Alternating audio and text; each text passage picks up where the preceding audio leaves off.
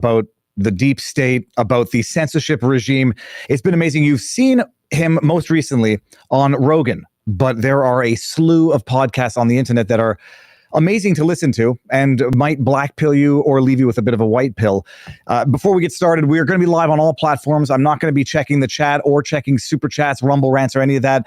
I have a way to get to them afterwards, but this is going to be an in-person discussion with minimal distraction. I have my phone just in case my wife needs to reach me. I'm joking. But I've got my phone, but we'll be not interacting with the chat as we do this because we've got Mike Benz in the studio. Mr. Mike, how goes the battle? It's going well right now. So we briefly met for the first time. Everyone, I know how old he is. I've asked that question before we got going. I said, can we talk about early life, childhood, to understand how you got to where you are? Mike, I will not dive too deep down the childhood rabbit hole, but it's interesting to understand how people became who they are today. Born and raised, you said, in a suburb of Philly. Yeah, that's right. Does this recliner go back? Should I just like full shrink it? Yeah, no, I mean, I grew up in suburban Philadelphia, went to school at Penn, went to law school at UCLA, went to New York to be a corporate lawyer for about 7-8 years, joined the Trump administration, and started my foundation after that. Okay, very, very cool. Well, the foundation is what? Before I forget, but we'll get into that as well. Freedom Online. So a suburb of Philly, what does that mean? I've never driven through. I don't think I've driven through Philly. Is that I'm picturing like either Fresh Prince of Bel-Air, West Philadelphia, or suburbs is sort of. Yeah, there's an area called the Main Line, and it's one of the many, like, sort of like New York has, or like LA has, or like DC has. There's a bunch of suburbs around the main metropolitan area. It's about 20 minutes outside. Okay. And as a child, defiant or a normal childhood, trouble kid? Yeah. Troublemaker, I should say, not a troubled kid. Yeah, no, I've always had obstinate defiance syndrome. That's always sort of been the, I think from a very young age, I've had that. And, it probably is the reason. I mean, it is the reason I ended up being a lawyer, I suppose. I was, I would get in trouble with my teachers a lot. And, I didn't initially want to be a lawyer. Initially wanted to do psychology stuff, but I thought the whole field was BS, and I was frequently at war with my teachers. And so in college. Did you get told often as a kid you're going to be a good lawyer when you get older? No, I didn't want to be a lawyer because I felt I was so naturally argumentative. I didn't want to be professionally argumentative because that would, then there's no reprieve from battle. But fate kind of has a funny sense of humor that way. But yeah, no, actually, I think it takes a certain deliberate defiance in the modern world to actually be able to think clearly. I think a lot of people are feeling this way about food now for some reason, which is like people are sensing that if you just go on autopilot about food, I'm not even super deep into this, but it's just by analogy. If you just eat the processed foods, if you just drink, if you just go on autopilot, you can end up, being sick from what's normally served. And I think that's especially true in the information environment. You do need to, I think, walk through life with a certain set of they live sunglasses on to really see the world for what it is. That's, and when I said, like, when you were a kid, if they said you'd make a good lawyer, it's I was argumentative as a kid. My kid is now argumentative with me, and I understand now why my teachers were saying you'll make a good lawyer one day.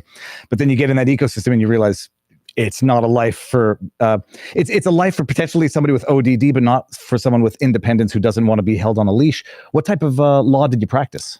So specifically because of that, not wanting to argue all day, which is sort of the litigation track, I was a corporate lawyer, which is mergers and acquisitions, finance, hedge funds, private equity, that corporate governance, VC stuff. There's the whole sort of, universe of helping companies merge with other companies or take over other ones or secure investments.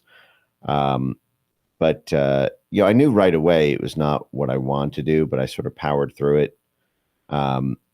I think it did actually come back. I've been thinking about this a lot lately, actually. like how I ended up here. And I have actually thought that like the weird time of doing something that I knew was not what I was put on earth to do with corporate law probably ended up serving pretty well. It's almost like the curse became a little bit of a gift, because your job as a corporate lawyer is you're like a professional dirty tricks artist with like diffusing the dirty tricks bombs in contracts that the other opposing counsel is trying to put in there, and planting them yourself. And you're arguing over the most tedious, inane things all day. Like it's, there's a 175 page purchase agreement, and it's got all the terms for company A acquires company B.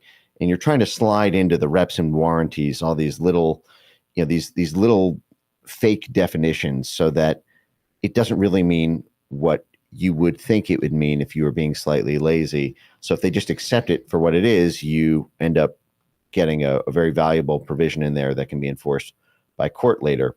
And it turned out that's basically the entire way that the censorship industry has oriented itself, through these little kind of linguistic tricks, these definitions that don't mean what you think they mean, and just getting away with it without someone just tunneling in and going through the contract language and pointing out all the BS. So it's interesting. Now, you may not know, but I was a practicing lawyer for 13 years total, but like active for 10 years. And like I had the same life experience, like just going through day in and day out. I don't know if you hated it as much as I hated it. I was litigation. And it's like, if I'm doing this in 10 years, I'm going to be either unhappy or dead. Yeah. But that being said, you do your time, you learn the tricks. When I heard you describing this, I forget to whom now, where you're saying like, you have to sit there and nitpick out the dirty tricks. Some people will say, well, if you're a dirty lawyer, you put them in, but if you're a clean lawyer, you're the one who's got to sniff them out, and you spend day in and day out trying to sniff them out. Things that can be interpreted one way or the other, depending on how you want to do it. And when I'm listening to you talk about the censorship industrial complex, it's exactly how it goes, where one day it's interpreted one way, one day to favor what they want, and then the next day to penalize those who they don't like. You do 8 years. How does it end? Do you say I'm done and going into the Trump administration? Okay. I'd wanted to join initially in 2016, but it just wasn't really the right time in life. So, you plug away another 4 years, and then you get in 2020. Yeah, well, I wanted to leave college my first week. I mean, I feel like a lot of my way in life has been a pain tolerance test, so to speak, where you do something even though it's not where you're supposed to be, or it's not what you want to do, but because you have to kind of put in the time. And I think that was the way with law. Okay, and the foundation, I mean, we're going to talk about that just a bit, and then we're going to get into what you're doing on a day in and day out. What the foundation is, free speech online is sort of what your purpose is in life now. What does the foundation do on a day to day?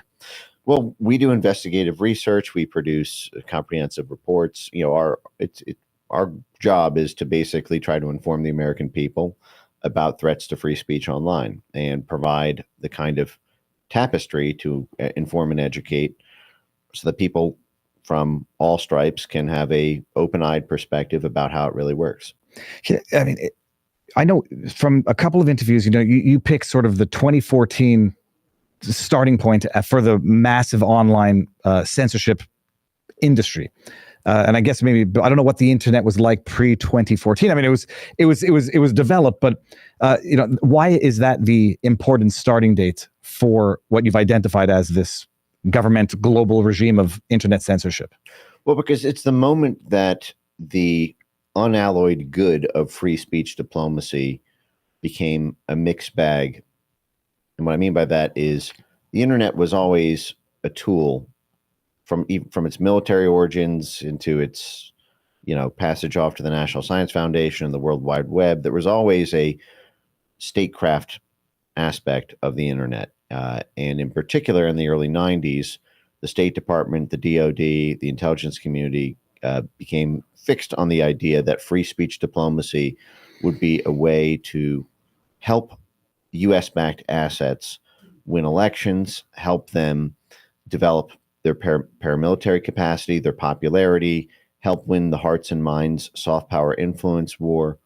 I've talked about this many times before, but even something as simple as Google.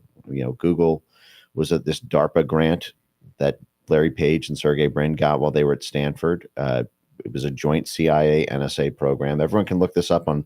If you want to do the long version, you could read Surveillance Valley by Yasha Levine. If you want the short version, you can look up the Quartz article about Google's origins lying in CIA NSA program contracts, and that was for something called the Massive Digital Data Systems Program, whose goal was to track how birds of a feather flock together online, so that the CIA and NSA would have the ability to create a political radar system based on Web 1.0 of the static websites, the blogs, and this is pre-social media. This is 1996, but that they were aggregating the search data, Larry Page and Sergey Brin, with a DARPA coordinator at Stanford. That Google came from R&D from DARPA, but that was free speech work fundamentally. They were piping the internet into the far reaches of human civilization across the globe, and then using that speech, promoting free speech, because a lot of these countries after the Cold War ended, that the U.S. still wanted to pry open their markets, topple their governments, increase U.S. strategic influence. There was state control over media, like Yugoslavia, for example. The first time NATO fired an offensive bullet in 1995 and then 1999, you had state control in large part over media. And so in 1995 through 1999, the State Department was funding all these Serbian dissident groups, was funding these Albanian groups to use the internet in order to popularize their message, because the Yugoslav government could not take it down. And so it was like a propaganda leaflet that could not be put in a paper shredder. And so it was very promising from 1991 up until 2014. And 2014 was that moment where, after the Arab Spring from 2010 to 2012, it was all systems go for free speech, because we had toppled these governments in Facebook and Twitter revolutions. But that was the moment where it's like, wait a second, actually other sides have free speech. The Russians have free speech in eastern Ukraine. That's why our propaganda is not penetrating. And so that's when the focus on censorship really started, and then it came home in 2016. And so we'll back it up just all the way to 48. You've mentioned this in other podcasts, but that was the year where you could no longer conquer via military conquest. Yeah. And so it became sort of the soft influence in terms of establishing or regaining or solidifying global dominance or regional dominance. And so it's an amazing thing. I said it for a while, like, everyone loves free speech until they're in power. And then when other people use that free speech to take them down, they don't like it anymore. And so in the early days, the government is using the free speech of the internet to penetrate areas where there was censorship via government. Yep. It was successful, but then they found, come 2014, that very same free speech was being used to gain popularity, or at least promote ideas that would gain popularity, that would run contrary to what the Western governments had thought should be implemented by way of democracy. That's exactly it. And it wasn't just Ukraine itself in 2014. It was also, we assassinate Gaddafi, NATO does effectively. The floodgates spill open into Southern Europe with the migrant crisis, as it was sort of known at the time. 2013 to 2015 was this period of intense political mobilization for right-wing populist parties in Europe who were upset at the open borders policies of their countries.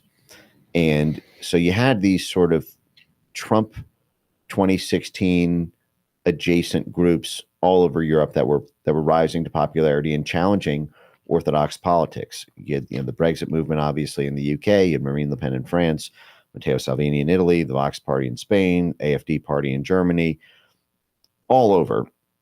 And, we're seeing in Romania now. But we'll get to Romania. These same political parties that were campaigning for the most part on stopping open borders immigration were also, by and large, these working class type parties that wanted economic nationalism, and they wanted cheap gas from Russia. And so when 2014 happened, the US State Department and the UK Foreign Office led this big sanctions crusade on Russia in order to try to kill their economy, in order to try to win back Eastern Ukraine and Crimea. This is after what is referred to as the Maidan Revolution. Yeah, exactly. So they've overthrown the democratically elected, but call it not Russia aligned, but certainly not Western aligned president. What was his name? Viktor Yanukovych. Yanukovych. They overthrow him. Yeah. But then there's still a portion that is loyal to or aligns with Russia.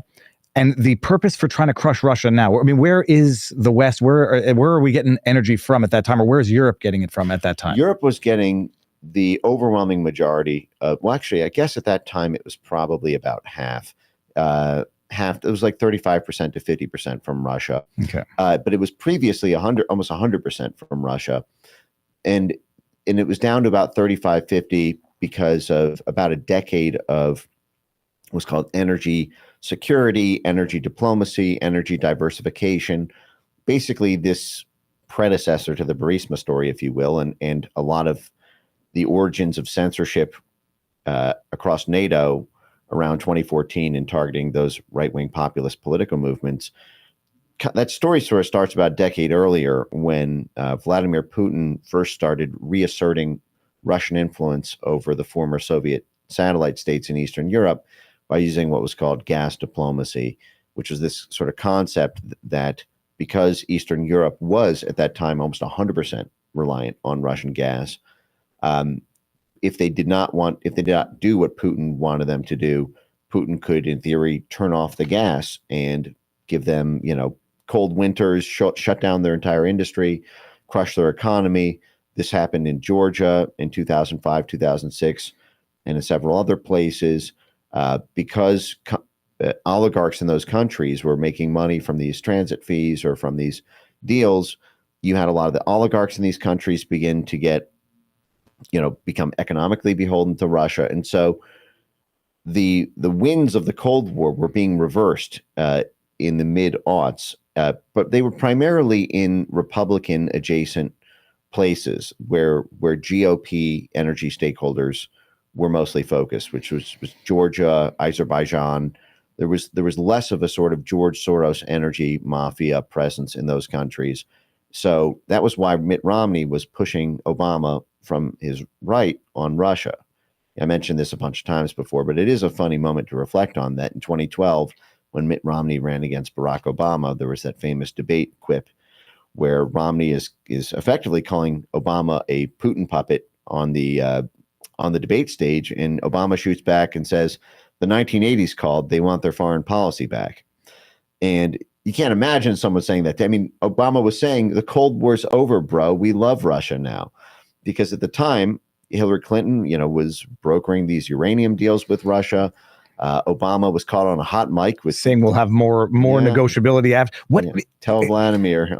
So what did he mean by that? It's like once he gets elected, that he'll be able to negotiate freely because he won't have to worry about the political blowback for not aligning with, but being friendly with Russia. Right. Well, what he was saying is something that politicians deal with frequently, which is that in order to win the election, he needed to fake like he was a Russia hawk, because the blob, that was his deputy national security advisor, Ben Rhodes' term. I know a lot of people think I invented it. I did not. It was a 70s horror movie about that thing that keeps eating everything and gets bigger and bigger. Yes. Starting with the homeless person and then going to, I forget who else. Yeah, fitting, right? So he felt like he was being pushed to be a Russia hawk because of the blob, the foreign policy establishment, which wanted to seize Eurasia and all of the natural resources and territory, that stretches essentially from Central Europe, all the way from Germany, effectively, to Siberia. And so he had to sort of fake, he felt, that he was a Russia hawk, but that once the election was over, and the headlines didn't matter as much, and it was his second and final term, he could be free to strike deals and to chart a more neutral course. And then, of course, everything blew up 2 years later when Russia helped backstop the separatist movement in eastern Ukraine that did not respect the new coup government from Victoria Nuland and Jeff Pyatt there at the U.S. Embassy. And that's when this whole thing broke open. But point that I was trying to make there was that you had, it is Ukraine in a certain sense, but you had all of these other parties, not just in Ukraine, all the way, UK, France, Italy, Spain, Germany, Finland, Sweden, Latvia, Lithuania, all these countries had these populist movements that were rising to power. And almost all of them had a domestic policy that was based around nationalism and to some extent maintaining their identity. But adjacent to that was a foreign policy neutralism that was completely inconsistent and at odds with the U.S. sanctions policy. And so the State Department essentially used these new censorship technologies that were being developed at the same time to take out ISIS to say, well, can't we take out hate speech that way? Because these groups are campaigning on open borders, so we can monitor them for hate speech. Can't we do this for domestic extremism? Can't we begin to think of populism as an attack on democracy and use our democracy promotion government programs to target them? And so then when Brexit happened, a year and a half later, and then Trump got elected, it became a worldwide phenomenon. I remember it, and it makes a whole hell of a lot more sense in retrospect when they blamed Facebook for, forget Russian interference, whatever. They blamed Trump's election on free speech. They blamed Brexit on free speech, and that if we didn't have access to misinformation, disinformation, none of this would have happened. Mm-hmm. We'll get into that. I just actually want to flesh out the rabbit hole of the energy issue in Russia. So Europe is getting at some point 100%, then it goes down to 35 to 50%, not because they're consuming less, but because they're acquiring energy from other countries. Which other countries what do they substitute that portion of the Russian energy for? Well, a lot of it was, just the North American, the North American market. So, about 8-9 years ago, the Permian Basin, the sheer extent of what we have in West Texas, because West Texas, a lot of our geopolitics around Mexico revolve around the huge amount of oil in Mexico and the partnerships with Texas oil companies there. That Texas oil power faction has been a huge block in American politics since Rockefeller. But famously, the Bush family oil ventures, the Dick Cheney world oil ventures. It's always been a big part of our, especially Republican power base. But there came online the capacity to create something called LNG, liquefied natural gas, which is a totally different way of getting gas to a country. There's natural gas pipelines, which are cheap. Gas is a commodity product, so it doesn't matter. There's not really a difference in quality. It's just simply about cost. And natural gas pipelines are very cheap. LNG is when you have to liquefy the gas and then through pressure, I imagine. So you're actually you're processing a lot more by way of quantity through its condensed liquid form. Yes, right. And then you can transport it without needing a pipeline. You could put it on a shipping freight. You can put it on a container ship and then ship it across the ocean. And part of this big grand Ukraine energy play has been through the Baltic Strait, connecting to ports in Poland, and then having Poland connect either directly or through Slovakia into Ukraine. And then you can keep the existing gas pipeline architecture that Ukraine has always had, because it's, those gas pipelines go from Russia to Ukraine and then, out west. And so you can keep all that pipeline architecture, but the initial source point would be expensive American LNG, because it's much, much more expensive to, freeze the gas, harvest it 5,000 miles away, freeze it, ship it 5,000 miles, deload it, then ship it into Ukraine, and then put it through the gas pipeline, then just have a gas pipeline running the whole way. And so this, and some of it is Canada, some of it is the UK, the Royal Dutch Shell, now just Shell, plays a big part in the story. We're actually seeing a very similar type grand energy play out in Syria right now, with Turkey backing these rebel groups, these Al Qaeda groups that are now the sitting government of Syria, I expect to see that new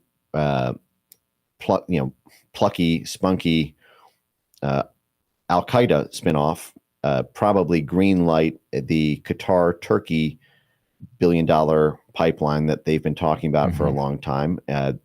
And so it's not uncommon to have regime change because of pipeline politics. I mean, this is sort of a tale as old as time in terms of what we use the military to do. I was joking about this the other day because I've been taking on Milton Friedman a little bit lately because he's a guy who's sort of dear to my heart because I grew up with him, and I think a lot of what he did is very inspirational in terms of the ability to articulate. I know which clip you're going to talk about now. That's the Milton equivalent of Afuero, but which ones he decides to keep. Right. And so, yes, exactly. It's the OG. Afuero. He did have the charisma of Malay when he did it, but he's like, keep close and yes, close the Department of Education, close the Department of Labor, keep the State Department, keep the Pentagon, and then there's a moment where he's asked about the Department of Energy, and he pauses and he thinks a little bit, and he goes, keep it, but fold it under the Department of Defense. Because it's really a subsidiary of the Department of Defense. And I think a lot of people who don't really appreciate the meta dynamics of Friedmanism and its utility to the blob in terms of blobcraft, they sort of gloss over that. They're like, okay, keep the Department of Energy, make it more efficient by merging it with they don't even think about why, Milton? Why is the Department of Energy folded under the Department of Defense? Which until 1948 was named the Department of War. Because energy is a source of an issue of national security. Right. But we're using our Department of War to secure energy, and that dominates the economics of the energy industry. It dominates all of the downstream issues that flow from states of war, including infringements on civil rights and freedom of speech. And so, the story about the energy dynamics of Ukraine and about Burisma and about the public company Naftogaz there, are a story of this military initiative to win the territorial, chess game over who controls Ukraine. And so, Europe was put through this energy diversification austerity, if you will, for 10 years. I mean, this coincided with climate change, interestingly enough. It was right when, which actually coincides with censorship, oddly enough, and it's all one big tentacle. Well, Inconvenient Truth from Al Gore came out in 2006, which was the exact moment that, right on the heels of Russia cutting off gas to Georgia. It was effectively born as this massive. I know that it's got roots back in the 60s and 70s, and but it became this global issue. The media surround sound, the government really leaning into it, really at the exact moment that there needed to be a energy diversification policy put on Europe to stop the re-rise of Russia and the late in the game losing of the Cold War, which was that all these energy diversification policies included not just expensive LNG, but because LNG is so expensive, there became, impositions around different types of energy to compensate, so that you were not completely reliant on the Russians for oil and gas. And Europe did suffer from that. This is not something they wanted to do on their own, but they were reliant on the U.S. for security. They were reliant on the U.S. for economics and trade.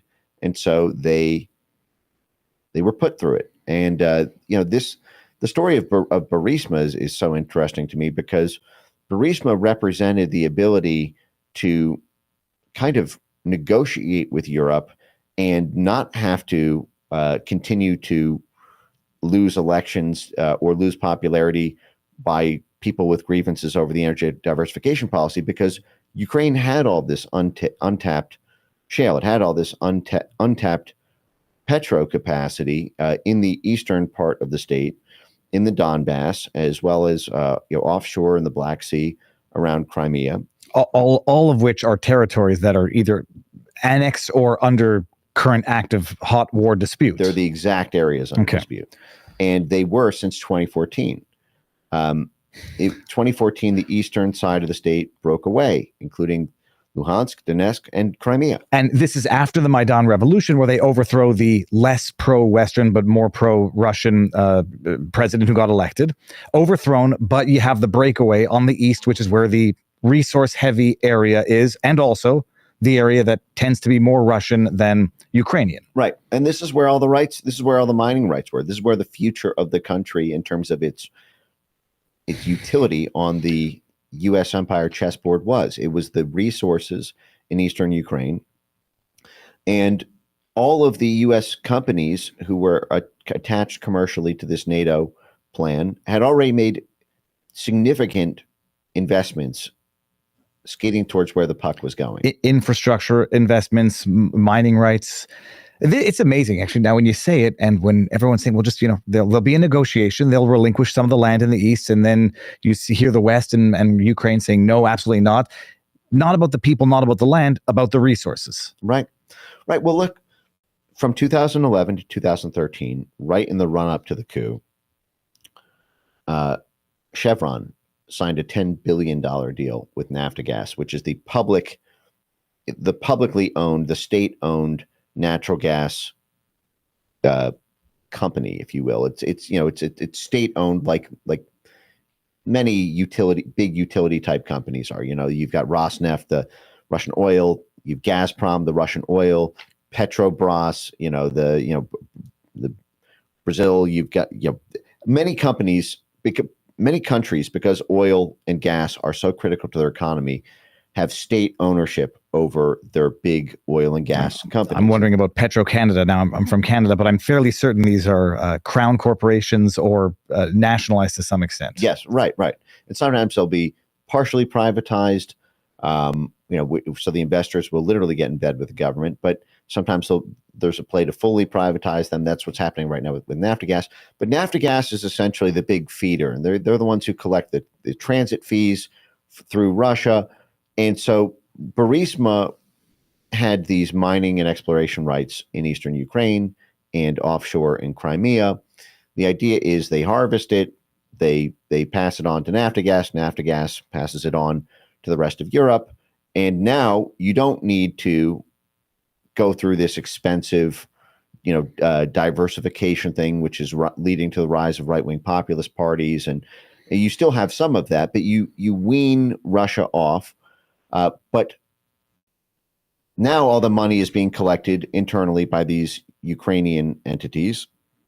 So it's a sell to the Ukrainian people. Of course, the catch is, before that happened, they were being forced to privatize it off to Western stakeholders. So this is why George Soros and his investors have been leading the privatization of Naftagaz, so that once Russia's pried off, it's not the Ukrainian people who are making the money from this. It's foreign investors from Wall Street and London. But Burisma was a way to. So I think one of the things I was getting at is, just to sort of, I guess, have a little bit of a peripheral vision about what was going on in the run-up to the coup and what everyone was expecting before Russia surprised the world by backstopping the separatist movement. There is Chevron signed a $10 billion partnership with Naftagaz.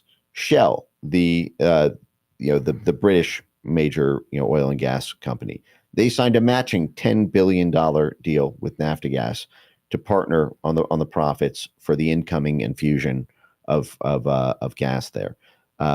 Halliburton got all the contract deals for the oil and gas processing for Ukraine. ConocoPhillips. It was just a who's who. I mean, Halliburton, where Dick Cheney was the CEO and president. Chevron, Exxon, by the way, was had partnershied with Naftagaz. Victoria Nuland, 2 months before the coup in Ukraine, when she announced that she'd given $5 billion in financial support to Ukrainian media and civil society organizations in the run-up to the coup, she did that at a U.S. Embassy event sponsored by ExxonMobil and Chevron. And so everyone was skating towards where the puck was going, which was that we were going to overthrow the Yanukovych government.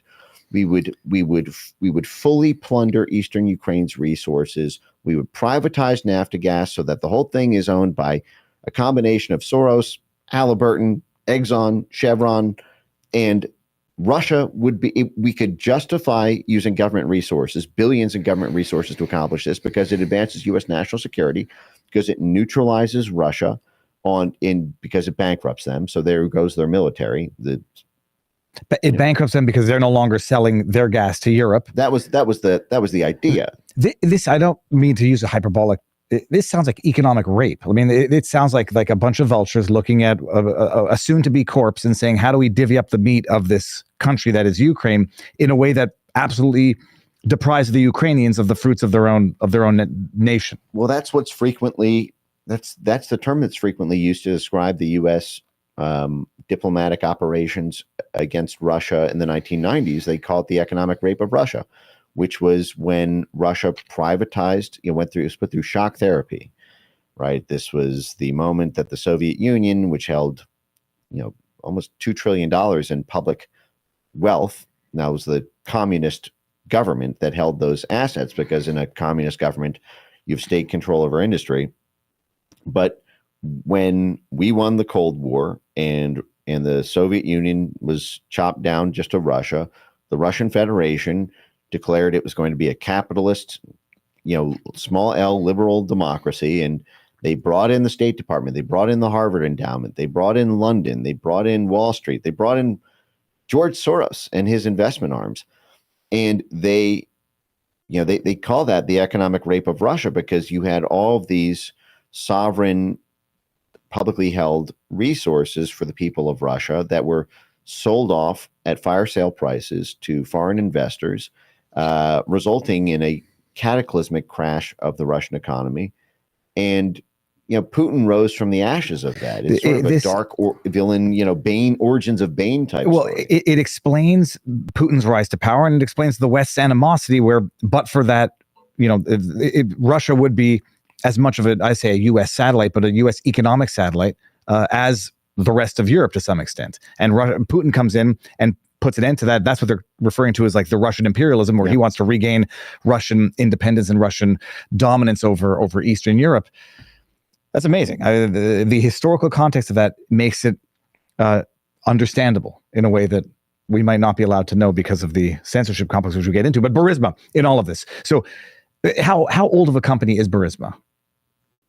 I actually don't know what date it was founded. Because we start hearing about it 2014 when a certain Hunter Biden is placed on board. It's a Ukrainian company. It's not as though it's a Ukrainian company. It was at the time, it was the largest of about 4 major private Ukrainian gas companies that that were all feeding into Naftogaz. All right. And now it's typically said, everybody says it not tongue in cheek, but reflexively, corrupt company in a corrupt country. How does the corruption materializes in what way when we're talking about energy and gas? I mean, bribery, when we're talking about corruption of Ukraine, what is it? What are we talking about? And why was ultimately Burisma under investigation, and for what? Well, there's this whole, you have this world in the energy space where, a lot of this. So if you look at like Privat Bank and these other types of Ukrainian, you have this relationship between the Ukrainian banks, the Ukrainian energy companies, the Ukrainian government officials, where there was this, Ukraine a decade ago was, considered one of the most corrupt places certainly in Europe, if not the world. And there was this major tendency for funds that was a big money laundering pit, funds that were supposed to go to economically shore up banks, for example, would somehow get transferred all out. The paper trail would disappear, and then the banks would still be in insolvency. And then what could you do about it? Because if you now just let the bank go under, then there goes all the the supporting infrastructure of the state that you're trying to reconstruct. I mean, my focus on the Burisma side is more on that support structure that went into it, notwithstanding, notwithstanding that. Because the fact is, I've been talking a lot lately about USAID and how USAID is not a charity. It has nothing to do with aid. Right.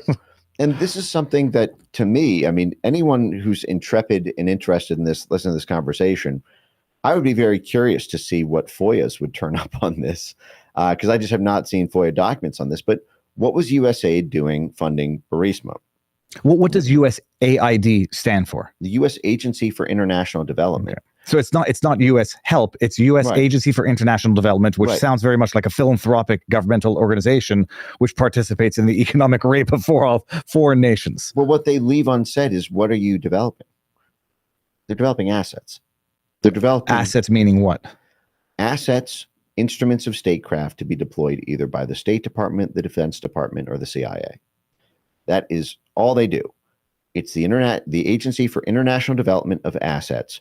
And because it's a general aid pool, you don't know, when you see USAID, you don't know which one of those three it's going towards. You don't know if it's an overt diplomatic declared mission of the State Department, i.e. the State Department has formally declared that we are going to reconstruct the economy of Ukraine. And so USAID money will help different regional pockets that need economic development there. So they will fund institutions that will then control those flow of funds, and therefore effectively the soft politics of the region and the network connections. So you don't know if it's going towards a declared State Department goal. You don't know if it's going towards a military goal in the region. So this happened, for example, in Venezuela in 2019 when the first Trump administration was trying to topple Maduro's government, and we were backing Juan Guaido. We had declared Juan Guaido the president of Venezuela. And again, I'm not opining on whether this is a good or bad thing. I don't like communist governments. I think they suck. It just is what it is, though. We have to be honest with the American people about what we're actually doing. I would prefer honest statecraft over duplicity. But the fact is USAID trucks were being used to ship weapons to the Juan Guaido aligned paramilitaries so that they could engage in street battles with the cops and the military. Those USAID trucks were stopped at the border to Venezuela, with fully automatic weapons. I don't think that's humanitarian aid, and that's a tale as old as time. I mean, you can see, the Al-Shabaab groups with in USAID camps. This happened in Cuba in 2014. We were running small arms munitions and paramilitary fighters into Cuba through USAID HIV clinics. So you don't know when you see USAID which direction the op is coming from. It could be statecraft, it could be military, it could be CIA, but it's one of those three. And the funding for USAID, taxpayers, I mean, it comes out of the budget of which department? Well, it's a standalone agency. So it's $50 billion a year, and which is more now than the State Department itself. But it's supposed to answer to state or answer to DOD. $50 billion for international matters. This is nothing domestic. There's no USAID that goes to the fentanyl. Well, does it go to the fentanyl crisis in America or the homeless crisis? Strictly international. Right. Yes. Strictly funding and funding arming paramilitary. Paramilitary is a euphemism for what others might consider to be gangs, cartels, or terrorists. It's when you pump up a gang into the size of a small to medium sized military. So small wars are conducted through paramilitaries. Okay. Now, how did we get to that? Oh, that was the USAID for Burisma. Okay. What is Burisma? Which is Burisma is not a charity. Burisma is not a humanitarian group. Private energy corporation. For-profit gas company. Why are they partnered? Why do they have a formal MOU? Why are there USAID emails saying that we are supporting Burisma? So you've got USAID funding Burisma. Query how that happened. You have these CIA connections completely all over it. Hunter Biden himself was on the board of the National Democratic Institute, which is the DNC branch of the CIA's most notorious cutout, the National Endowment for Democracy. So Hunter himself was running through those networks. But right next to prior to being on the board of yes, Burisma. Yes, okay. Yes, and concurrently as well. And you had Cover Black also on the board of directors of Burisma. Who's Cover Black? Cover Black spent 30 years at the CIA. He won a CIA Distinguished Medal Award. And he was Mitt Romney's Sherpa to the intelligence community when Mitt Romney was running for president against Obama. So he was the guy who got the CIA to back Mitt Romney's presidency. So you have a longtime CIA major power player right on the board, just like Hunter Biden was of Burisma, put on at the same time. You have the Atlantic Council with a formal partnership with Burisma. The Atlantic Council has 7 CIA directors on its board. They signed that partnership agreement with Burisma on January 19th, 2017, one day before Trump was inaugurated. I got to ask you, for people might not know these entities. First of all, an MOU, Memorandum of Understanding between USAID and Burisma. Yeah. Do we know what the quantum of the financing or the investment was? I'm trying to get more details on that, because what I've seen is, I sense the tip of the iceberg. But I need to run down what the exact dollar figures were. And Atlantic Council, I hear these names: Council of Foreign Relations, Atlantic Council. I hear some of the overlapping names on it. What is the Atlantic Council? What was it set up for? What has it become? And why don't people know about it?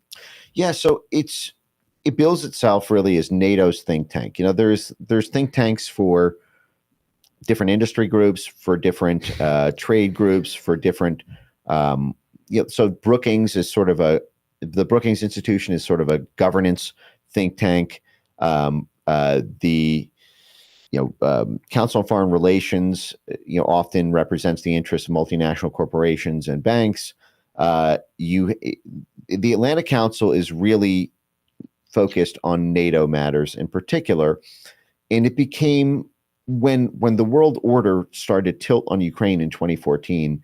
It really became a major power player in world politics. It was started in the 1960s. So NATO was born in 1949, and the Atlantic Council was sort of created as a way to have the civil military aspect of NATO accomplished, because much of what the military does is not purely kinetic. We have all sorts of subkinetic political aspects of war.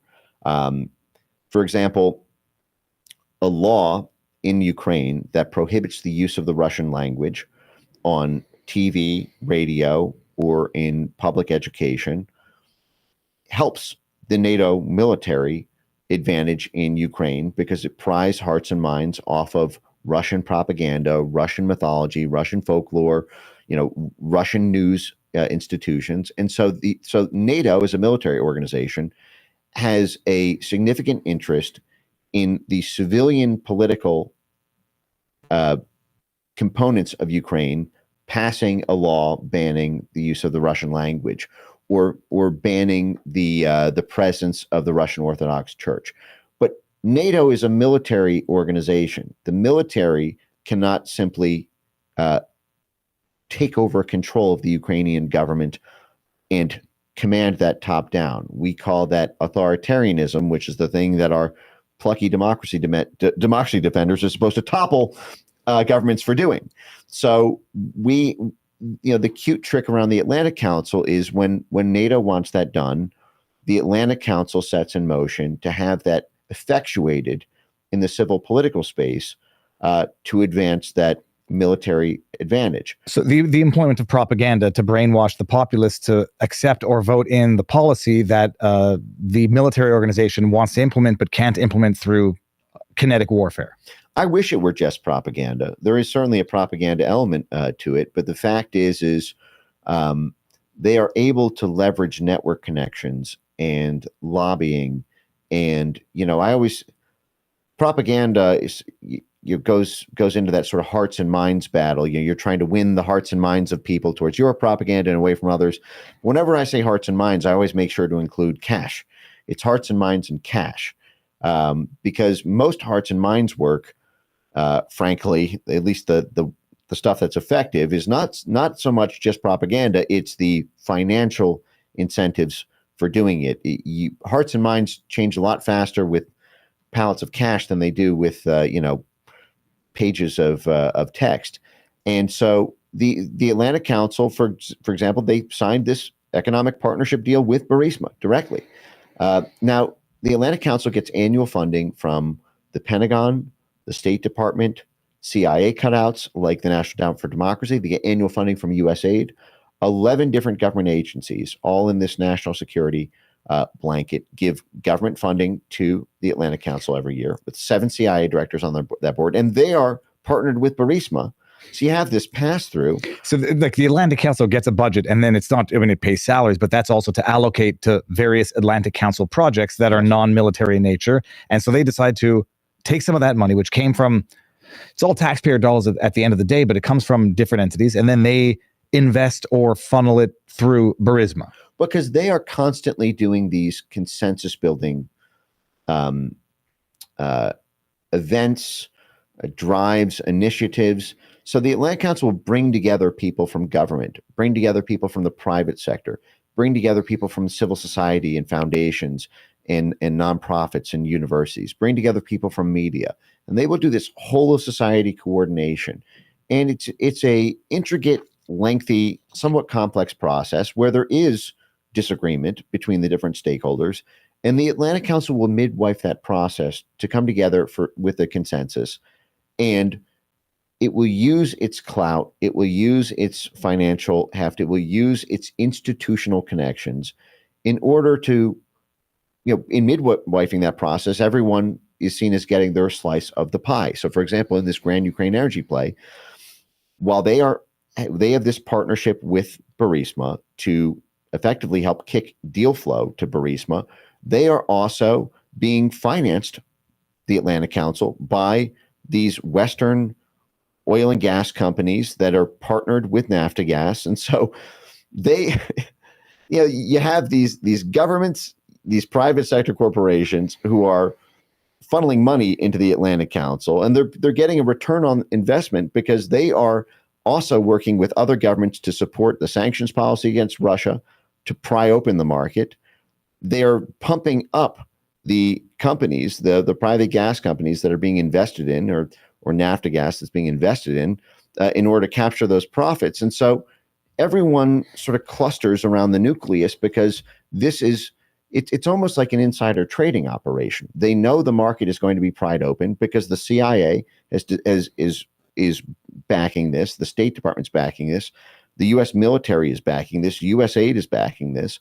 It's not ExxonMobil who's putting up the money to militarily reconquer the Donbass or Crimea. It's taxpayer money, and so that's all being discussed as this is all ongoing. And the fact that Hunter was the son of Joe Biden, as Joe Biden was able to use the heft of the White House itself to protect Burisma politically, to control the prosecutors, to make sure that the whole web could not be uncovered. It's a very nasty autopsy of something that is not at all uncommon. These kind of Burisma vignettes play out in virtually every country of interest to the U.S. It's like an incestuous, not vicious circle, but vortex where they create the circumstances through which they can then commercially exploit them and set it up all in advance among interconnected entities, organizations to wholeheartedly and efficiently financially exploit the circumstances that they've created to come to fruition. Right. And they can get away with it because at the end of the day, they can make the argument that Russia is a hostile foreign adversary. So it's a little bit like the Pfizer situation, right? They say that, why does Pfizer get to keep all the profits from these? I mean, they made billions and billions and billions of dollars from this. It was a captive market, right? There were mandates. There was, people would lose their jobs. There was economic coercion. This was not a free market in any sense. And what happened in vaccines, you had the sitting mayor of New York, effectively saying no jab, no job. So you basically had to buy this if you had a family of dependents. But Pfizer did not strike some deal with the U.S. government on the back of this that they could only keep 10% of the profits. So they took the whole thing, and that was rationalized as well. It did so much good in the world. It saved all these lives. And we produced the vaccine where other companies didn't. And so to the victor goes the spoils. And so they make a similar type argument when it comes to, this Burisma type situation, which is,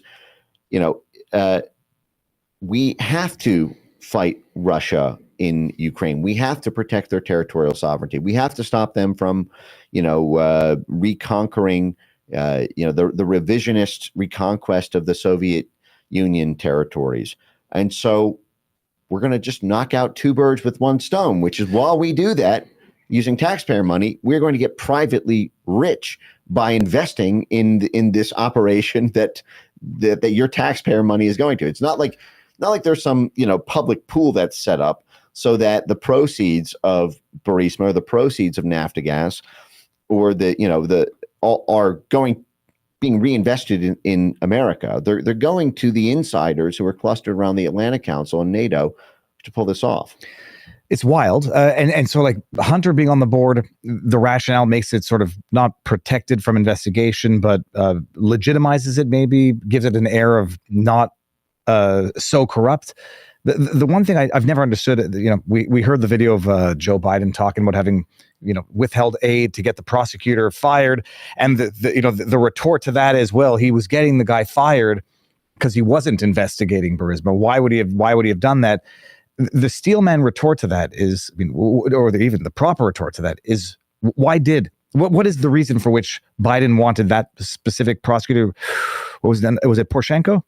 The prosecutor, the prosecutor who was looking into Burisma. Why did Biden want him fired in the first place? Well, I think it's been stipulated that he actually was looking into Burisma. I know that there was some sort of very weak Dan Goldman argument that was made that, he wasn't. He wasn't doing it well enough, and we wanted to get one who was going to investigate. Even that is what they say on the retort side. But my understanding was that Burisma already knew that the investigation was underway, but I don't know that there was I think this is sort of one of these formal versus informal proceedings type thing, where the investigation was already launched and underway, but there would not been formal indictments, filed. And so they want to stop it from getting to that point. I mean, that was a big part of, a big part of the dynamics of that. It's like, you can almost think of like with the Bob Mueller probe, there was the special prosecutor probe of Trump over Russiagate, that lasted 2.5 years without an actual criminal indictment filing. And you had these rent-a-riots ready to go, it seemed. I remember, reading about this whole Georgetown network and talking about, if Trump fired that prosecutor, again, there had been no indictment yet, but the investigation was underway and ominous.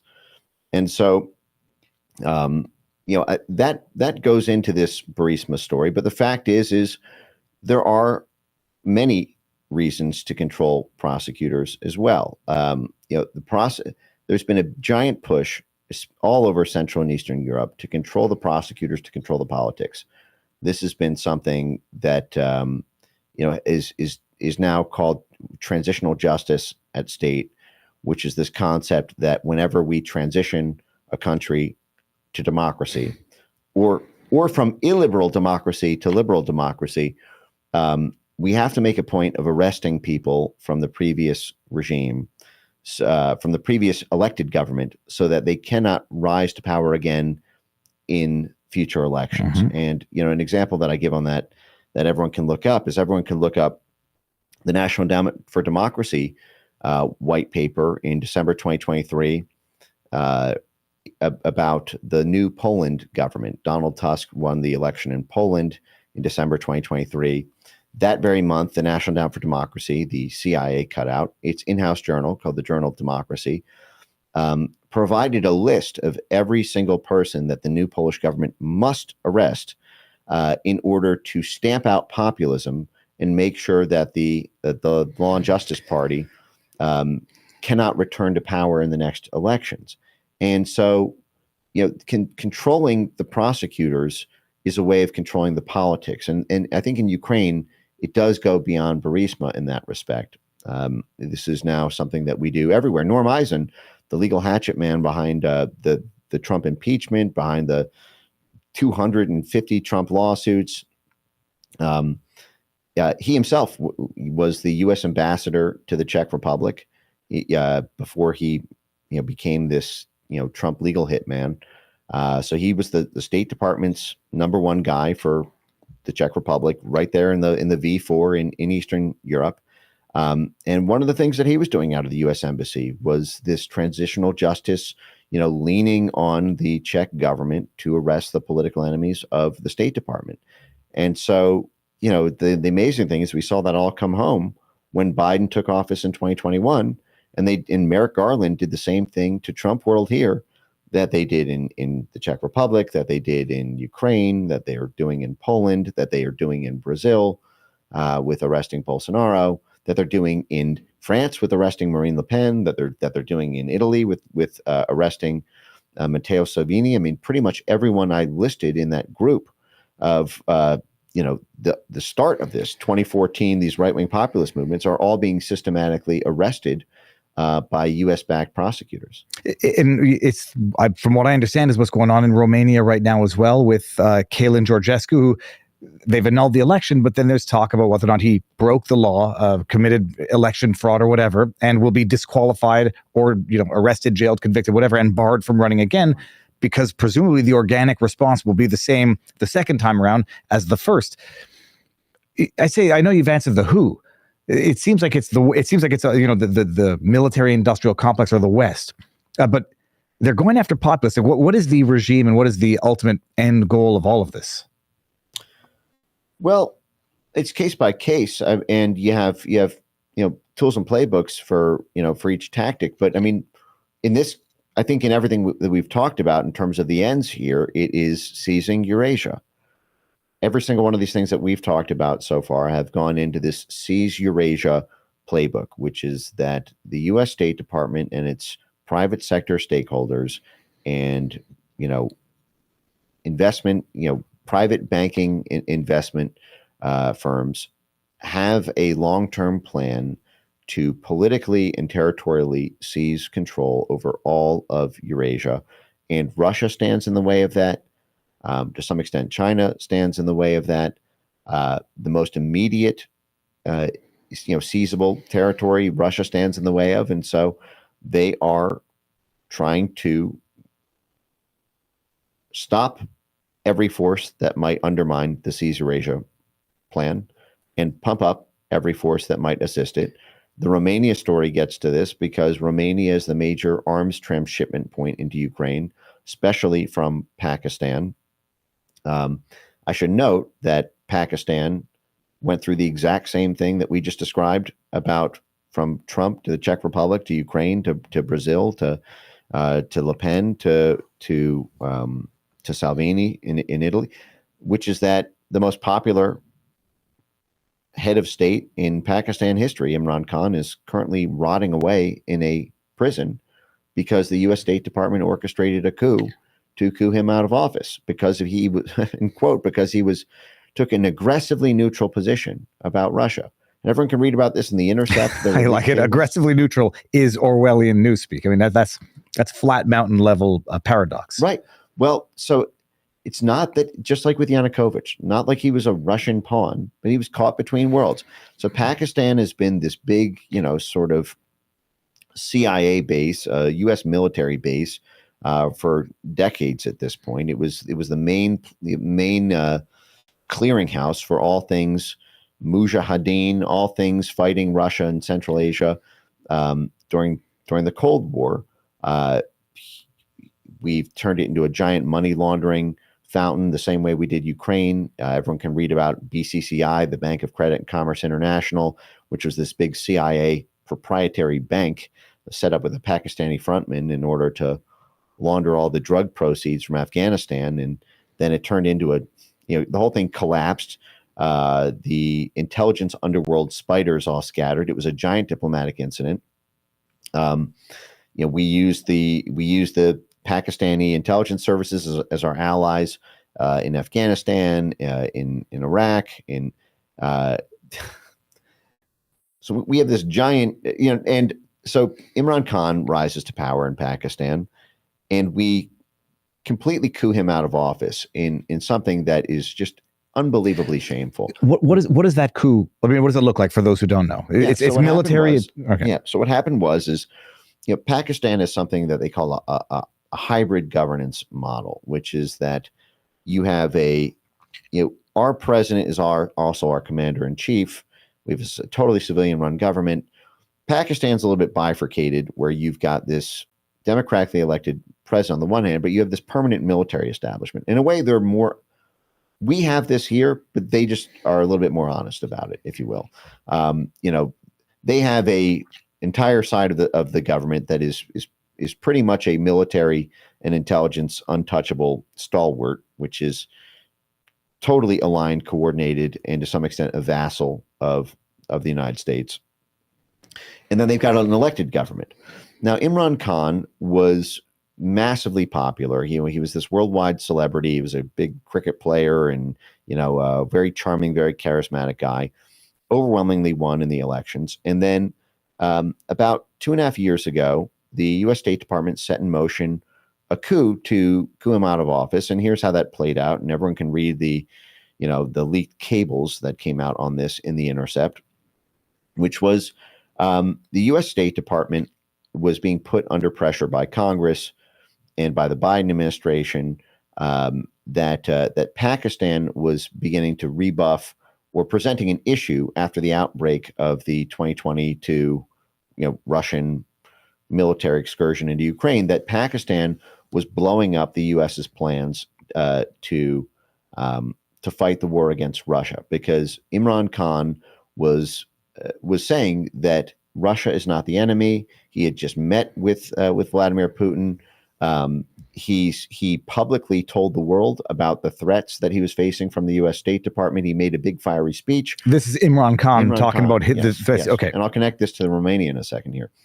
He makes this big fiery speech where he says the U.S. wants us to cut off trade with Russia. They want us to militarily, fund the war on Russia. Russia is not our enemy. Russia is our friend. The United States is not our enemy. The United States is our friend, but we are not the slave of the United States. This is what Imran Khan said. So the U.S. the Assistant Secretary and his whole network around to Pakistan then establishes back channel communications with the Pakistani parliament and with the Pakistani military and intelligence services, and says, we got to get this guy out. We're going to make you an international pariah unless you move forward with a no confidence vote which is their version of an impeachment. Mm-hmm. Basically, it's the part of the checks and balances that the parliament can remove the president if they get this, enough we've got the same thing in Canada under the parliamentary system, where the parties say we no longer want him as the leader, trigger new elections. Right. So the State Department offers carrots and sticks in their own words. So they say that, basically you're going to get billions in humanitarian aid if you do it. You're going to be isolated as an international pariah if you don't. So they pry off enough members of the parliament to oust Imran Khan from office. So now he's still the popularly elected former president. There's no, immediate.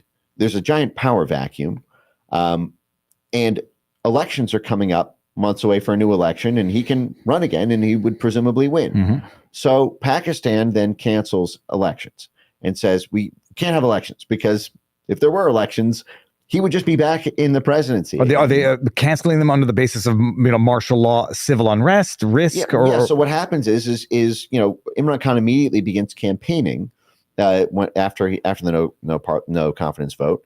They arrest him immediately for using hate speech in his campaign speeches. They then hit him with something like 195 criminal charges The same thing they did to Trump, the same thing they did to Bolsonaro. All related to speech, nothing related to actions. All related to now. And by the way, he had also been, I believe, stabbed or shot during this time as well. The popular outpouring was absolutely enormous. But yeah, they hit him, initially with these speech violations, and then it yawns and spawns into, I'm sure they found some tax stuff to get him on. Yeah. It's basically, he's got the support of the people, but not the support of the military, which answer to two different overlords. Right, exactly. And so that all happened because Imran Khan took an aggressively neutral position on Russia. And from NATO's perspective, from the U.S. military's perspective, that would be enough to cripple NATO's ability to fight the war on Russia, because Pakistan is this major, military transit point into Romania and into Ukraine. I mean, we have tens of billions of dollars of military equipment in Pakistan that we use as a sort of, flexible power projection into the Middle East, into Central Asia, and we redirected all of that to fight Russia in 2022. I mean, really a little bit before that. But so if Imran Khan says, hey, actually, we're not going to use any of this to fight Russia, well, then Russia gets crippled there. So so they got rid of the Imran Khan problem by cooing him out of office and throwing him in jail forever. Cooing him out, suspending elections, much like if we're applying this mutatis, what they're doing in Ukraine, just suspend elections indefinitely for similar reasons. I presume if there were elections in Ukraine, Zelensky would get ousted with a populist candidate who wants to end war. So suspend the elections there, oust the guy that's the populist, and then prevent elections. Right. So there's a sea bridge and there's an air bridge to Romania. Romania shares that Black Sea coast with Ukraine. So it's a major point of power projection into Crimea in the Black Sea. And it's also, the way that arms have been flowing primarily through the Black Sea into Ukraine, which is that they, there's no ability because it's a sovereign territory, there's no ability for the Russian government or the Russian naval fleets to intercept this. So you've got this safe point to then load up the weapons directly in Romania and pass them on to Ukraine. So if Imran Khan had put the kibosh on the military transshipment from Pakistan, that would have decimated NATO. So they got rid of Imran Khan. This new Romanian, I wanted to say president-elect, but if it now can't, annulled president-elect,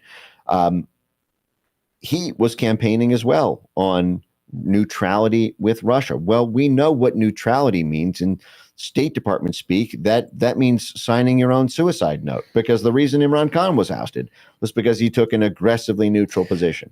And so what's interesting is the predicate for doing this in Romania is something they actually tried here in the United States, and a lot of people forget. When Trump won in 2016, everyone can look this up, but between December 2016 and early January 2016, every January 6th, we have this bicameral meeting of Congress to certify the election results. And there was an attempt after the 2016 election to to not certify, to effectively annul the election results because of Russian interference on social media. That was all they had at the time in 2016 to delegitimize Trump's victory. You had a CIA assessment that Russia had interfered on social media. It's exactly what we've seen play out in Pakistan, where they laid the groundwork a little bit in advance. Said, we see a lot of Russian interference. Be wary of it, people. And then when it happens, they say, it's Facebook accounts, inorganic, unnatural support that must have come from Russia. They were talking about the Russia. Not hacking the emails, which never occurred either, right, but laying all the seeds so that they can grow into that beautiful forest of lies come time to try to annul the vote. Right.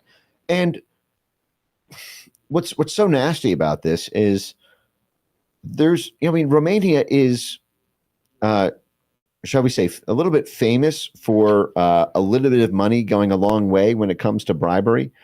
It is stock standard for the U.S. State Department and USAID and National Endowment for Democracy emissaries to work with what they call election management bodies, EMBs. This has been a big push since 2021 to try to control election outcomes by putting the U.S. bribery and diplomatic imprint directly on the election management body that decides the outcome of election, but also for the censorship complex to get to criminalize any attempt to challenge the edict of the EMB, of the election management body. So, for example, this is what they did in Brazil. The EMB, the election management body, was something called the TSE, the subset of the Brazilian Supreme Court that adjudicates elections, but that also adjudicates all censorship decisions. This is this de Moraes Voldemort judge who targeted Elon Musk. And so the U.S. State Department was working intensely with that TSE court since 2018, right when Bolsonaro won in 2018. We established these back channel connections to the TSE. We helped them create this disinformation task force. The Atlantic Council was one of the first entities to join the TSE disinformation task force. The Atlantic Council was 7 CIA directors on its board, and which had hold conferences on why Bolsonaro has to be taken down and stopped because of his foreign policy that he was articulating for Brazil. And so they were working with the election management body in Brazil. They've, in their own documents, the CEPS program mentions something like 25 different election management bodies that they've been working with to influence their decisions. So much to run the traps on what they were doing in Romania. It's unbelievable because there wasn't even evidence of actual interference. From what I understand, the Constitutional Court came in and said declassified documents from the outgoing president, who now gets to sit there until they figure out what to do with this rerunning of the first round, alleging that there was Russian interference on TikTok, no less, which is why I'm also now questioning the attempt to ban TikTok or force the sale in the States, force the breakup. They just alleged the declassified documents that allege Russian interference, and that's sufficient for the Constitutional Court, which is the law of the land, to say annulled. Highly unusual. I was listening to some podcast where it was highly unusual, but some people were expecting it, and I'm hearing your voice in my head saying anybody who was expecting it were the ones trying to what's it called when you lay fake or to astroturf public consent to accept the unacceptable. But it's a president who was a little bit less pro-NATO from a Romanian NATO ally with very important military strategic positions. Yeah. And, what's amazing is for all we know, if there was bot activity on TikTok, it could have come from the U.S. military in the first place and laid this predicate in advance and back channel with the election court in advance to have a contingency plan on this. The only known Russian bots we actually know 100% sure played games in the U.S.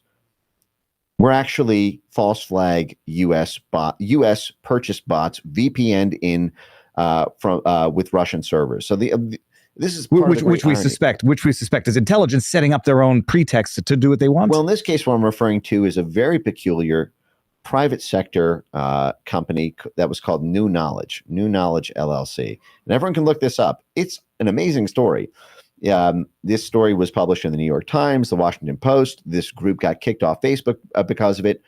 But New Knowledge was the group that co-wrote the Senate Intelligence Committee report on Russian interference on social media in the 2016 election. Okay, so they were working directly with the portion of Congress that oversees the CIA to ratify the CIA's assessment that Russian bots and trolls helped Trump win the election. To ratify the hoax. I mean, this is making the hoax reality. Now get this. Okay, all right, sorry.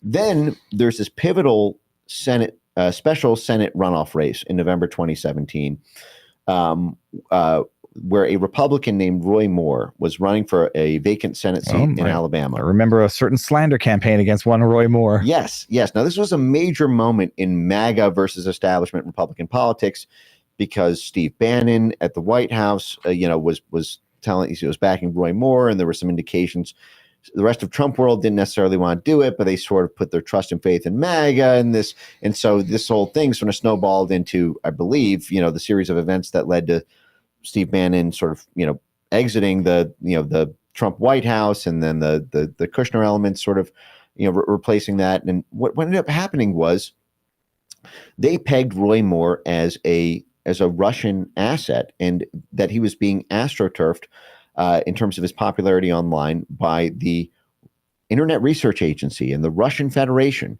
because one weekend, suddenly out of the blue, 23,000 Russian bots all mass subscribed to Roy Moore's Facebook page and to his Twitter account, and dozens of headlines saying, just like the Russian bots and trolls, and these sophisticated Russian troll farms backed Trump in the 2016 election. Now here they are back again in the first election since 2016, which is November 2017 Senate runoff.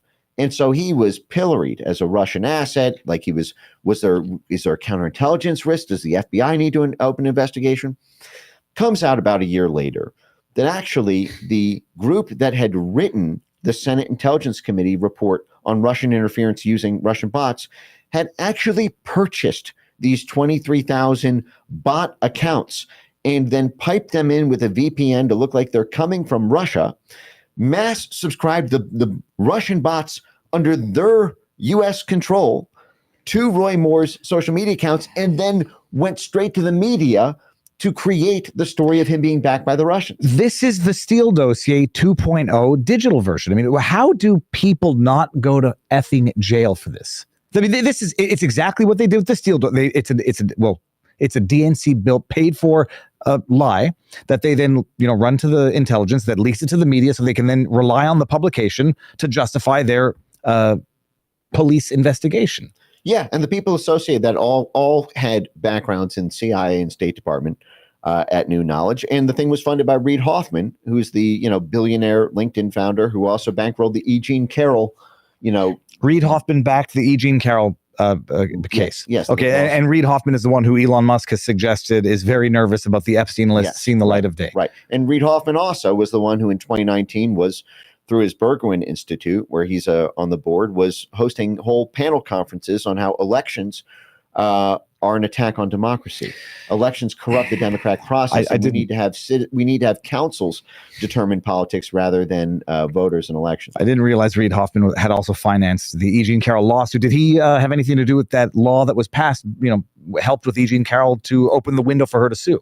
I don't know. I thought that was. I know that the legal teams. I think it was Roberta Kaplan. Yeah, was it her attorney was Kaplan who said that with the help of I don't know. I would not be surprised. I haven't seen evidence. It's a big, fat, incestuous crime family that has its tentacles in government, military, media, everywhere. Yeah. We're not in control of our lives. We're not in control of our policy.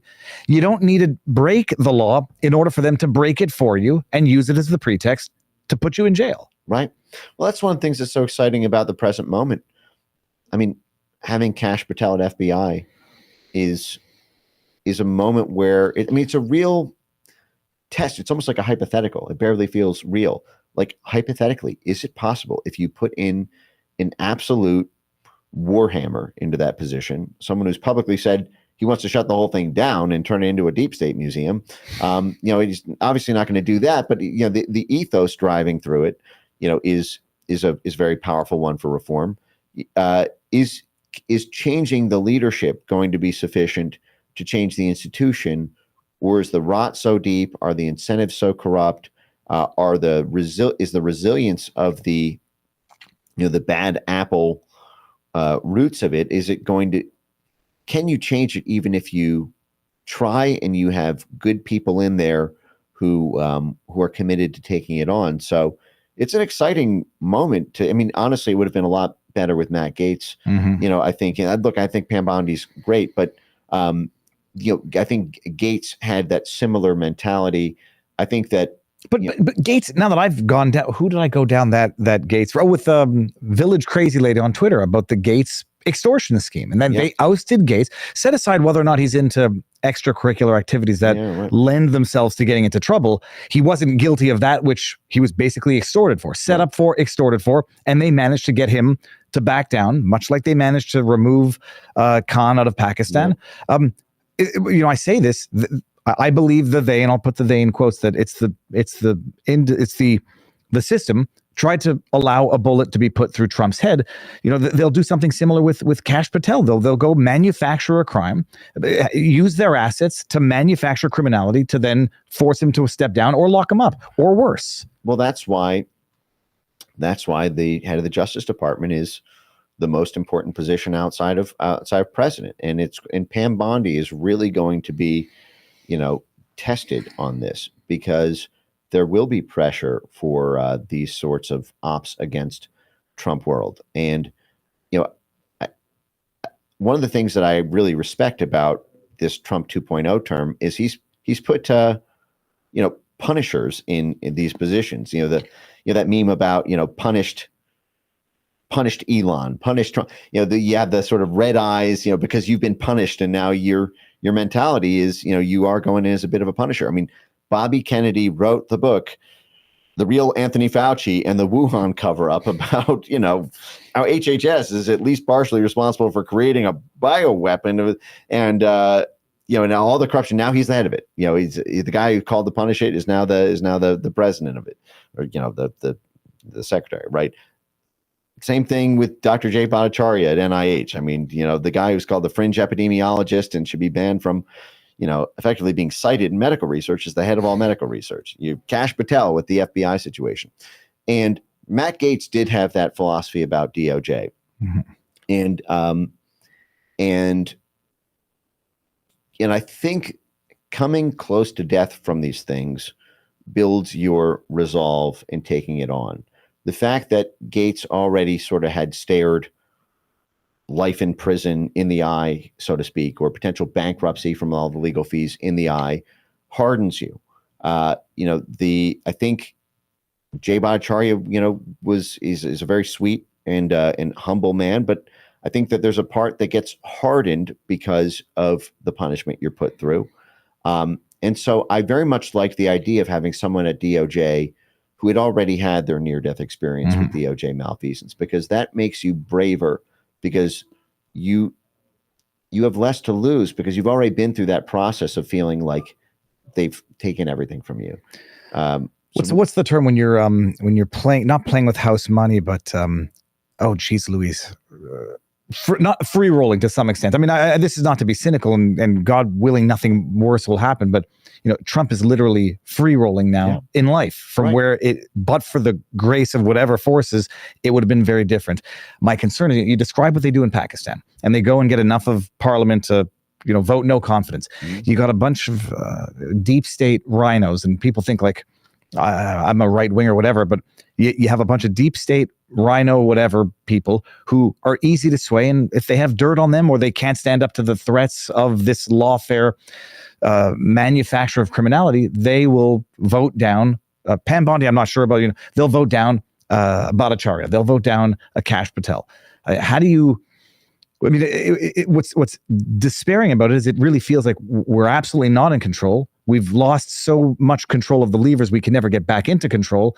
And then it's just sort of like running and hiding and trying to cover, do the best you can. But what do you do about it?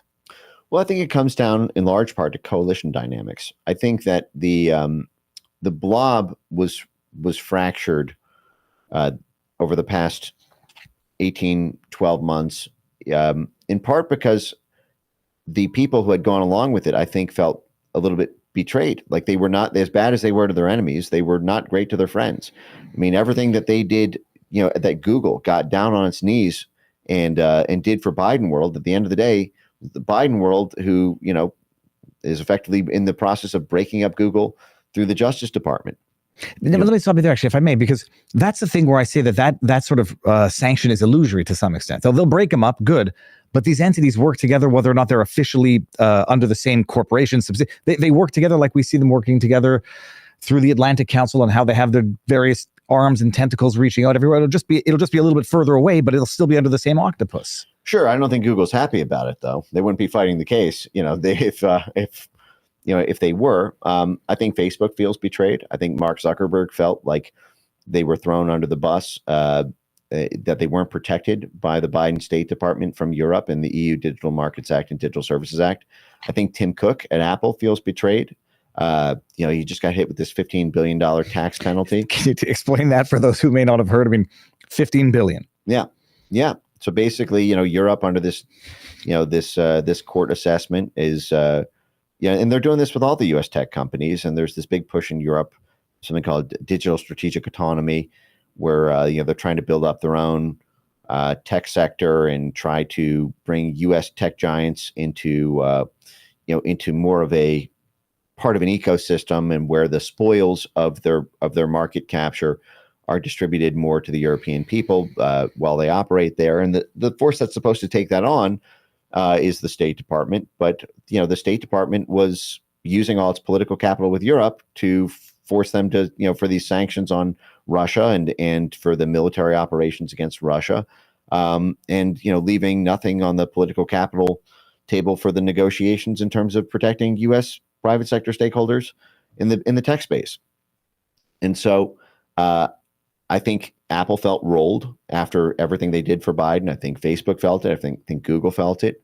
And I think, even Biden world and Harris world went to war with each other. I just listened to Jill Biden's speech yesterday, where she was mocking Kamala Harris and saying, "Don't we all feel joy right now? It's so great to feel joy." You had Biden putting on the MAGA hat and smiling. I've never seen Biden happier than the day that he announced that Trump was going to be the president. Or the day he sat down with Trump, and he's got what we call the shit-eating grin on his face. Right. In there, he didn't look demented. He looked in the moment, and he looked super happy about it. But it's so there is a little bit of an internecine battle happening right now among the previously unified counter-Trump faction. And so I think they're reforming that. I think a lot of this will be galvanized by the specific things that Trump does with power once he's in office in order to reunify them. I think, the coalition dynamics may look a little bit different when it's reformed this time than it did before. It'll be very interesting to see how the Chamber of Commerce turns, for example. The Chamber of Commerce, which represents all our big multinational corporations, was always a Republican stalwart. Was one of the big power bases of the Republicans. The Democrats always had, the media, the universities, the unions, the Hollywood, the culture, and the Republicans always had, basically big military, big energy, and big business. And that was always what, was that sort of parity. And then about a year into Trump term 1.0, the Chamber of Commerce became pretty much a stalwart. I don't want to say DNC, but they very much switched sides because of Trump's nationalism focus, while these are globalist corporations. And so we've seen a lot of private sector billionaires and investors tilt towards Trumpism. You'll be curious to see if the Chamber of Commerce switches back towards a Republican slant. That could throw a big monkey wrench in the ability for the blob to galvanize the private sector as part of its coalition. So a lot of this we don't yet know the answers to, and some of it may depend on what Trump does with Russia, what Trump does with Syria, what Trump does with Venezuela, what Trump does with the open border. Well, now you mention it, I mean, what does happen with Syria now? So Assad is out, presumably in exile in Russia. You have entities which are going to be worse than Assad, presumably also taking over military infrastructure, resources, aligning with Turkey. Mm-hmm. How does that play with, it might be a sensitive topic, how does that play with Western interests, with Israel's interest in Syria? Well, I think Israel's interests have at least substantially, they've had the strategic interest in blocking the ability for Iran to militarily backstop Hezbollah in Lebanon, which they've been using their alliance. Iran was sort of the sort of ground troop repelling force to these Al Qaeda groups during the Operation Timber Sycamore. You sort of had Russian air support, air defense, and missiles, and you had Iranian sort of on the ground Iranian Guard presence in Syria, and part of that redounded to Iran's benefit because Iran could then send logistically they'd have supply lines to Hezbollah in Lebanon, and so I think this toppling of Assad, and making that land bridge essentially inaccessible to Iran, has already achieved the strategic interest in quarantining Lebanon and Hezbollah. I think with Turkey, it's very likely that you're going to see the construction of a major pipeline from Qatar to Turkey that is going to trespass through these newly opened up Syrian land, because the only reason that hasn't happened to date has been because of Assad blocking the construction of this billion-dollar pipeline that was going to transmit tens of billions of dollars in export revenue between Qatar and Turkey. So I think that is going to go forward, and you're going to have this. It's a Wild West now. I mean, you have. I'm very curious to see how Mohammed al-Jalani, what role he plays in the new political governance, given he was the head of the rebel force that led this military excursion, and yet he was 7 years ago under Trump. There was a $10 million bounty on his head from the U.S. Embassy in Syria. I think that the reason that they timed this is because these are Al-Qaeda. These are ISIS-adjacent Al-Qaeda forces, and Trump's whole thing was wiping out ISIS. And so I think they knew that Trump would, totally dismantle these assets if he got back control over power. And so they wanted to use them while they still had them. While they had these cards, they unleash them all now because Trump wants to wipe out these. His own State Department has the tweet live right now. No, but I mean, so does it happen that Trump comes into power and then starts whacking the new administration of Syria? I mean, it would have been easier to do it had Assad still been there, and these would have been public enemy or common enemies. Now they're going to be the government. I mean, can you go in there and start drone bombing the government of a foreign country?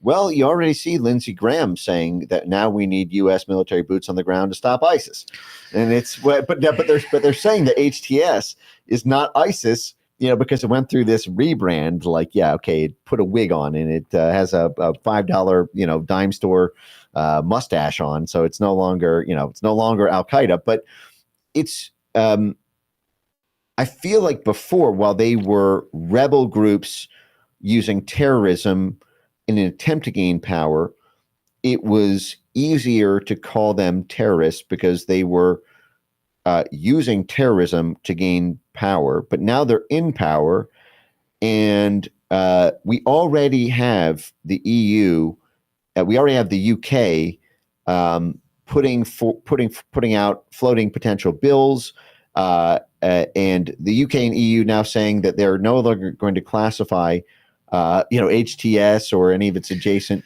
things as terrorists. And this is happening at the same time that, they're promising a kinder, gentler al-Nusra front, that where they're going to be inclusive. And I would not be surprised if you see gay pride parades there led by the U.S. Embassy in Syria under Trump. I would wager a beer at one point in time over the next several years, you will see gay pride parades in Damascus. But it could go in so many different directions because things are so fragile right now. Those parades could look like one of two iterations depending on the way they're conducted. And I will not keep you too long. I think we might have gone over the initial budget of time here. This is all popping off like in the last 60 days, 30 days before Trump comes into office. Coincidence, accident, or a provoked accident? Well, I think it's the expenditure. I think their fear is that HTS would not be supported by Trump because, it looks like ISIS. It's an Al-Qaeda group, and Trump's whole thing was knocking out ISIS and knocking out Al-Qaeda. And so I think they felt like we have these forces in Idlib that we have been capacity building, that we've been funding, we've been arming. I strongly suspect that much of that military material that was left in Afghanistan was done so in part so that these supplies could be routed. Ends up in the hands of Syrian, whatever they warlords. Yes, exactly.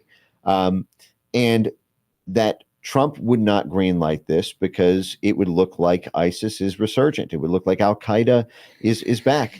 And Trump was the one who, rebuffed the Syria policy in the first place. Obama was, practically at war with Syria during term 1.0, or during that handoff to Trump 1.0. So I think they thought we're not going to be able to do this under Trump. Trump would not greenlight this. Trump wants to peel back the thing. So we have one last shot to do it. Let's use all our firepower. The timing, is right here because Russia is, Iran has just been decimated by Israel. Russia is too tied up in Ukraine. Assad, the sanctions have been backbreaking. He can't even pay his own army. I mean, that was a big reason that this happened, is they were so crippled by the sanctions and they couldn't even get oil revenue because you had all these ISIS groups that were pilfering the oil lines and sending it up through Azerbaijan and Turkey. So that it's the perfect time and the perfect crime, and I think they got away with it. Now we'll end on hopefully a good note. I am tending to think that populism has a way of rising to the top, sort of, despite all the best efforts. We've seen now, a Trump 2.0, and ironically enough, had he been reelected in 2020 under what many people think should have been the results of the election, we wouldn't even be at this advanced stage of dismantling this system. When Kash Patel comes in, do you clean house? Can you clean the FBI's house? To some extent, I think there's going to be a self-cleaning like we're seeing on Twitter now, where to get rid of the lefty idiots, I mean, they're eliminating themselves, so to speak, and going over to Blue Sky and deactivating their accounts. To some extent, I expect, the very bad elements of these agencies to leave, resign or maybe get pardoned before Trump comes into power, and you'll be dealing with a smaller entity to reform. What can people do? And actually, very curious question. On a day-to-day basis, you're looking into all these questions. I mean, what are you doing? Like, not what are you doing, but what can you do? What can people do to help you? And what does a day look like for what you do? I mean, I'm pretty much plugged in all day, every day on this, and this has been my life for, almost 8 years now, a little over 8 years now, I guess. But I'm a researcher guy. That's the phrase that I make fun of a lot because that's how things are disguised for operations purposes. But fundamentally, what I do, I do things beyond just research. Obviously, I publish. I do public speaking. You're an encyclopedia. I like watching you when you talk. I'm seeing the way your brain navigates information as you're getting it out. You have an amazing recall. Oh, well, I mean, honestly, it's just being in it all day. It's just, I think it will look less exciting and less of a kind of encyclopedic thing as more people simply move into the space. I mean, the fact is, everybody does this with, any PhD on, I don't know, some period in Jurassic history. They can recite the smallest details about some leaf, that some bug, that some and I think it's just that people have not really seen this particular area excavated like this, and I think more people are now, and more people are becoming educated and conversational about it, and it's kind of just a language that has to be learned. In the same way we have classification systems, for species and genus and all of that. It's not like, it's not like you're speaking, you need to become fluent in Latin, but you do have to pick up these terms and become conversational with them to be able to describe the ecosystem. And so, that's just been my, my world that I've lived in. And my day is just continuing every day to build that out and to make it clear for people. And I'm hoping that in the process of educating the general public, that policymakers and lawmakers can can take that as well as a guidebook, as a North Star to be able to make funding decisions, to make policy decisions, and to make the world, better through their use of government and policy. And now the foundation, does it exist off support from the general public? We are not presently taking general, open donations, but we're a watchdog. We spend our day watching and then telling you what we've seen. Okay. And so if people want to help you in particular and the foundation in particular, follow you on Twitter. What's your Twitter handle? It's at Mike Benz Cyber. Mike Benz with a Z, Cyber, Cyber. Yep. And the foundation. Foundationforfreedomonline.com. We have some great new reports coming out in the next day to 3 days. So if you can whet the appetite, on which subject in particular? Well, we're publishing a comprehensive list of every single U.S. government program and agency involved in internet censorship. Everything that's happening at the Pentagon, the State Department, USAID, FBI, DOJ, DHS, HHS, NIH, Department of Education. It's I think when you read that and you see the size of it, it will help you see like a Hubble telescope to see deep out into the universe. Amazing. Mike, thank you very much. Everyone out there, that will end it for today. I'll go back and see what I can get by way of super chat, rants, tip questions that I may be able to answer. And if I can't, I'll tag Mike and post it out there. Thank you all. Tomorrow I'll be live. And with that said, people, see you on the interwebs. Peace out.